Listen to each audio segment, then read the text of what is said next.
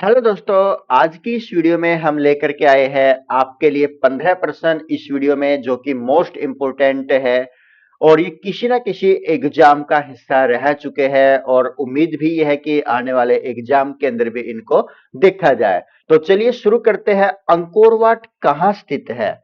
भारत में, कंबोडिया, तिब्बत या फिर वियतनाम? तो जो अंकोर वाट है वो कहां पर स्थित है? वो कंबोडिया के अंदर स्थित है, यानी कि ऑप्शन नंबर बी इस प्रश्न का सही उत्तर होगा। अंकोर वाट कहां पर स्थित है?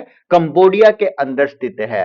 नेक्स्ट क्वेश्चन है, किसे मानव जाति का पालना कहा जाता है? मानव जाति का पालना किसे कहा जाता है? जो ये दिए गए ऑप्शन है इसमें है एशिया को मानव जाति का पालना कहा जाता है, अफ्रीका, यूरोप या अमेरिका को? तो मानव जाति का जो पालना है वो किसको कहा जाता है? अफ्रीका को कहा जाता है, यानी कि ऑप्शन नंबर बी इस प्रश्न का सही उत्तर होगा। मानव जाति का पालना अफ्रीका को कहा जाता है, अफ्रीका महाद्वीप को कहा जाता है। दोस्तों, कुल महाद्वीप कितने हैं? इस प्रश्न का क्या उत्तर होगा? कमेंट करके बताइएगा। प्रश्न नंबर 3, भारतीय संविधान सभा की स्थापना कब हुई? जो भारतीय संविधान सभा है उसकी स्थापना कब हुई? 26 दिसंबर 1946, 9 दिसंबर 1946, 26 दिसंबर 1947 और 19 दिसंबर 1946। तो भारतीय संविधान सभा की जो स्थापना है वो कब हुई थी? 9 दिसंबर 1946 को भारतीय संविधान सभा की स्थापना हुई थी, यानी कि ऑप्शन नंबर बी इस प्रश्न का सही उत्तर होगा। भारतीय संविधान सभा की स्थापना 9 दिसंबर 1946 को हुई थी। नेक्स्ट क्वेश्चन, भारत के प्रथम उप प्रधानमंत्री कौन थे? प्रथम उप प्रधानमंत्री कौन थे? दोस्तों, आप कमेंट करके बताइएगा। आपने क्या करना है, जिस भी प्रश्न का आप उत्तर कमेंट करते हो, मान लीजिए कि आपने प्रश्न नंबर 4 का उत्तर कमेंट किया है तो आप प्रश्न नंबर 4 क्वेश्चन नंबर 4 का आंसर लिख करके आप कमेंट कीजिएगा। आप कमेंट कीजिएगा कि भारत के प्रथम प्रधानमंत्री का नाम क्या है। जो प्रथम पीएम है इंडिया का, उसका क्या नाम है वो आप कमेंट करके बताइएगा। तो यहां पर इस प्रश्न में हम बात करने लग रहे हैं भारत के प्रथम उप प्रधानमंत्री के बारे में। जवाहरलाल नेहरू, इंदिरा गांधी, सरदार वल्लभ भाई पटेल या फिर गुलजारी लाल नंदा? तो भारत के प्रथम उप प्रधानमंत्री कौन थे? सरदार वल्लभ भाई पटेल। ऑप्शन नंबर सी इस प्रश्न का सही उत्तर होगा। सरदार वल्लभ भाई पटेल भारत के प्रथम उप प्रधानमंत्री थे। विश्व का सबसे व्यस्त समुद्री रास्ता, व्यस्त समुद्री मार्ग कौन सा है इस संसार का? जो सबसे ज्यादा व्यस्त रहता है वो रास्ता कौन सा है?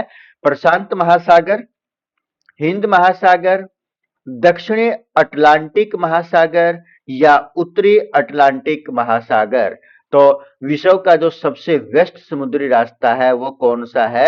उत्तरी अटलांटिक महासागर, यानी कि ऑप्शन नंबर डी इस प्रश्न का सही उत्तर होगा। उत्तरी अटलांटिक महासागर विश्व का सबसे व्यस्त समुद्री रास्ता है। प्रश्न नंबर 6, तलचर, तलचर कोयला क्षेत्र, ये एक क्षेत्र है कोयले का, ये कहां पर स्थित है? बिहार में, मध्य प्रदेश, ओडिशा या असम के अंदर? तो तलचर कोयला क्षेत्र कहां पर स्थित है? इस प्रश्न का सही उत्तर क्या होगा? यह ओडिशा के अंदर स्थित तलचर कोयला क्षेत्र ओडिशा में स्थित है। प्रश्न नंबर 7, दक्षिण भारत का मैनचेस्टर निम्न में से किसको कहा जाता है? जो हमारा दक्षिण वाला भारत है, जो हम उत्तरी भारत है ये ऊपर वाला, ये हमारा पूर्वी भारत, ये हमारा पश्चिमी और ये हमारा दक्षिणी भारत है। तो इस दक्षिणी भारत का मैनचेस्टर निम्न में से कौन है? बंगलुरु, कोयम्बटूर, मुंबई या फिर गोवा?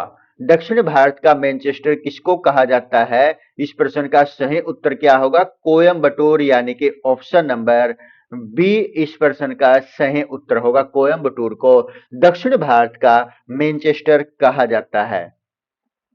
प्रश्न नंबर 8, पर्यावरण से संबंधित एनजीटी का पूर्ण रूप क्या है? यानी कि एनजीटी का यहां पर हमने पूर्ण रूप बताना है, फुल फॉर्म बतानी है एनजीटी की। नेशनल ग्रीन ट्रिब्यूनल, राष्ट्रीय हरित प्राधिकरण, national journal tribe, national green transport या फिर नेशनल जर्नल ट्रिब्यूनल। तो इस प्रश्न का क्या उत्तर होगा? एनजीटी, नेशनल ग्रीन ट्रिब्यूनल, राष्ट्रीय हरित प्राधिकरण इस प्रश्न का सही उत्तर होगा। एनजीटी का पूर्ण रूप क्या है? नेशनल ग्रीन ट्रिब्यूनल, यानी कि राष्ट्रीय हरित प्राधिकरण। ऑप्शन नंबर ए इस प्रश्न का सही उत्तर होगा। प्रश्न नंबर 9, हाथी उत्सव कहां मनाया जाता है? हाथी उत्सव उदयपुर में, जयपुर में, ग्वालियर में या फिर जैसलमेर में। तो हाथी उत्सव कहां पर मनाया जाता है? इस प्रश्न का सही उत्तर क्या होगा? Jaipur. Option number B, pink city इसको कहा जाता है, यानी कि ये इसका सही उत्तर है, जहां पर हाथी उत्सव मनाया जाता है जयपुर के अंदर। हवा महल कहां पर स्थित है दोस्तों? कमेंट करके बताइएगा। प्रश्न नंबर 10, संसार की सबसे महत्वपूर्ण जहाजी नहर, जहाजी नहर कौन सी है संसार की जो सबसे महत्वपूर्ण है? स्वेज नहर, गंगा नदी, पनामा नहर या फिर कील नहर। तो कौन सी नहर है जो सबसे महत्वपूर्ण जहाजी नहर है? उसका नाम क्या है? स्वेज नहर, यानी कि ऑप्शन नंबर ए इस प्रश्न का सही उत्तर होगा। संसार की जो सबसे महत्वपूर्ण जहाजी नहर है उसका नाम क्या है? स्वेज नहर है। प्रश्न नंबर 11 है, अमृतसर का स्वर्ण मंदिर जो गोल्डन टेम्पल है वो किसने बनवाया था? अर्जुन देव ने, रामदास ने, हरगोविंद ने या फिर गुरु नानक देव जी ने। तो अमृतसर का जो गोल्डन टेम्पल है या स्वर्ण मंदिर है वो किसके द्वारा बनवाया गया था? वो अर्जुन देव के द्वारा, यानी कि अर्जुन देव। ऑप्शन नंबर ए इस प्रश्न का सही उत्तर होगा। प्रश्न नंबर 12 है, ग्रीन वॉश से क्या अभिप्राय है? ग्रीन वॉश से क्या अभिप्राय है? हरियाली हटाना ग्रीन वॉश कहलाता है। पर्यावरण संरक्षण का झूठा वादा, यानी कि पर्यावरण का संरक्षण कंजर्वेशन करना है, उसका एक झूठा वादा किया गया, यही क्या कहलाता है? ग्रीन वॉश कहलाता है। ऑप्शन नंबर सी, नदी जल का शुद्धिकरण करना ग्रीन वॉश कहलाता है, या झूम कृषि की प्रोन्नति ग्रीन वॉश कहलाता है। तो ग्रीन वॉश से क्या अभिप्राय है? इस प्रश्न का सही उत्तर होगा पर्यावरण संरक्षण का झूठा वादा करना, यानी कि ऑप्शन नंबर बी, पर्यावरण संरक्षण का झूठा वादा करना क्या कहलाता है? ग्रीन वॉश कहलाता है।